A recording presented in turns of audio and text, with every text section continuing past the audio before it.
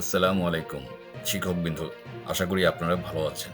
আজ আপনাদের নতুন একটি আপডেট নিউজ নিয়ে আপনাদের সামনে উপস্থিত হয়েছি। বেসরকারি শিক্ষা প্রতিষ্ঠানের এমপিওভুক্ত শিক্ষকরা সরকারি হিসাবের জন্য তৈরি আইবাস প্লাস প্লাস সফটওয়্যার এর ইলেকট্রনিক্স ফান্ড ট্রান্সফার ইএফটি এর তথ্য আপডেট করার প্রক্রিয়ায় জটিলতার কারণে বেতন ও ভাতা পেতে সমস্যার সম্মুখীন হচ্ছেন। এ কারণে তারা জানুয়ারি মাসের বেতন এই মার্চ মাসে পেয়েছেন। এদিকে বেতন না পাওয়ার কষ্টের মাঝে শিক্ষকদের মধ্যে নতুন আতঙ্ক দেখা দিয়েছে। মাধ্যমিক ও উচ্চ শিক্ষা অধিদপ্তরের কর্মকর্তা ও কর্মচারীদের ভুলের কারণে সার্ভারে ভুল তথ্য আপলোড করা হয়েছে এবং তা সংশোধনের বিলম্বও ডিএসসির অবহেলার কারণে হয়েছে। অনেক ক্ষেত্রে শিক্ষকরা সঠিক তথ্য প্রদান করলেও ডিএসসি কর্মকর্তারা তা সার্ভারে আপলোড করার সময় ভুল করেছেন। এর ফলে ইএফটির তথ্য ও এমএসসির তথ্য, এনআইডির তথ্য ও ব্যাংক তথ্যের মধ্যে অমিল দেখা দিয়েছে বলে শিক্ষকদের অভিযোগ। ১ মাসেরও বেশি সময় ধরে বেতনের জন্য অপেক্ষায় থাকা শিক্ষকরা আর্থিক সংকটে পড়েছেন।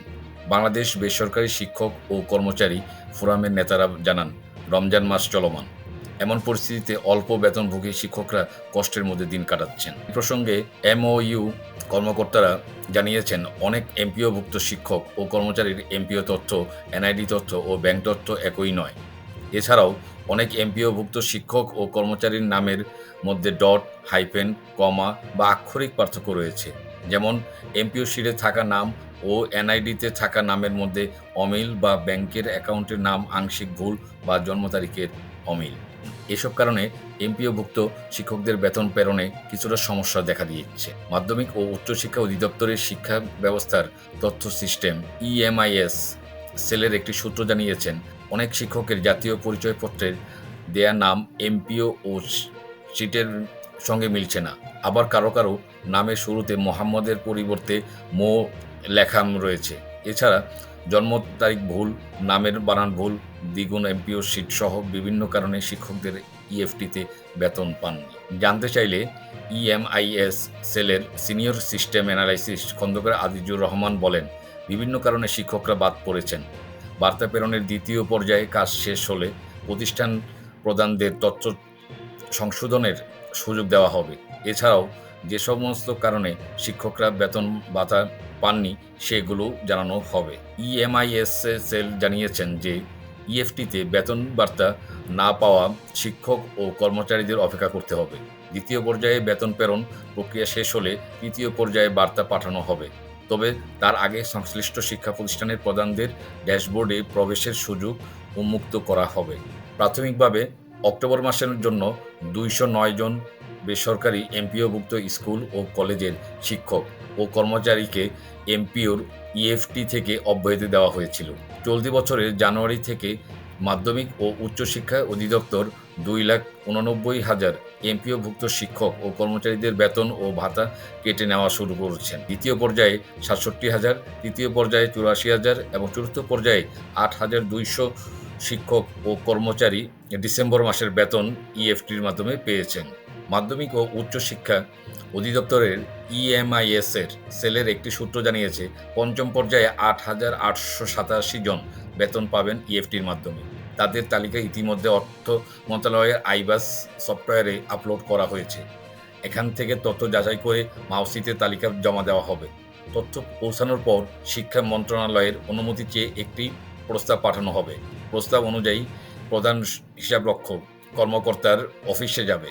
এরপর শিক্ষক ও কর্মচারীরা বেতন থেকে তাদের বেতন ও ভাতা উত্তোলন করতে পারবেন। মাধ্যমিক ও উচ্চশিক্ষা অধিদপ্তরের ইএমআইএস সেলের একটি সূত্র জানিয়েছেন, পঞ্চম পর্যায়ে ৮,৮৮৭ জন বেতন পাবেন ইএফটির মাধ্যমে। তাদের তালিকা ইতিমধ্যে অর্থ মন্ত্রণালয়ের আইবাস সফটওয়্যারে আপলোড করা হয়েছে। এখান থেকে তথ্য যাচাই করে মাউসিতে তালিকা জমা দেওয়া হবে।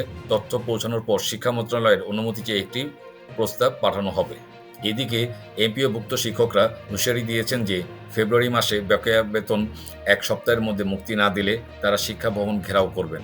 বাংলাদেশ বেসরকারি শিক্ষক ও কর্মচারী ফোরাম কেন্দ্রীয় কমিটির সভাপতি প্রিন্সিপাল মোহাম্মদ মঈনুদ্দিন জানান, আমাদের শিক্ষকরা সময়মতো ইএফটির জন্য সব তথ্য শিক্ষা অফিসে পাঠিয়েছেন, কিন্তু শিক্ষা অফিস সঠিক তথ্য আপলোড না করায় শিক্ষকরা ভোগান্তিতে পড়েছেন। আমরা চাই দ্রুত এর সমস্যার সমাধান করা হোক। অন্যথায় শিক্ষক ও কর্মচারীরা তাদের পরিবার সহ রাস্তায় নামবে। উল্লেখ্য, সরকারি কর্মকর্তা ও কর্মচারীরা ইলেকট্রনিক্স ফান্ড ট্রান্সফার ইএফটি এর মাধ্যমে তাদের বেতন ও ভাতা পান।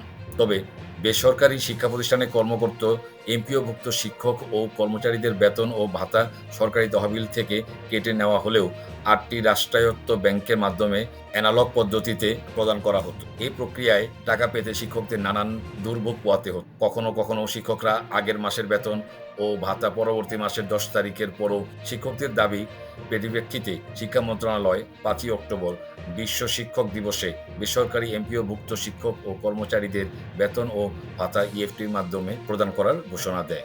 আজ এই পর্যন্তই। পরবর্তী আপডেট পেলে আপনাদের সামনে আবার উপস্থিত হব। সেই পর্যন্ত আপনারা ভালো থাকুন এবং আমার এই তথ্যগুলো সুন্দরভাবে শোনার জন্য এবং অপেক্ষা করার জন্য আপনাদেরকে অসংখ্য ধন্যবাদ। আসসালামু আলাইকুম ওয়া রাহমাতুল্লাহি ওয়া বারাকাতুহু।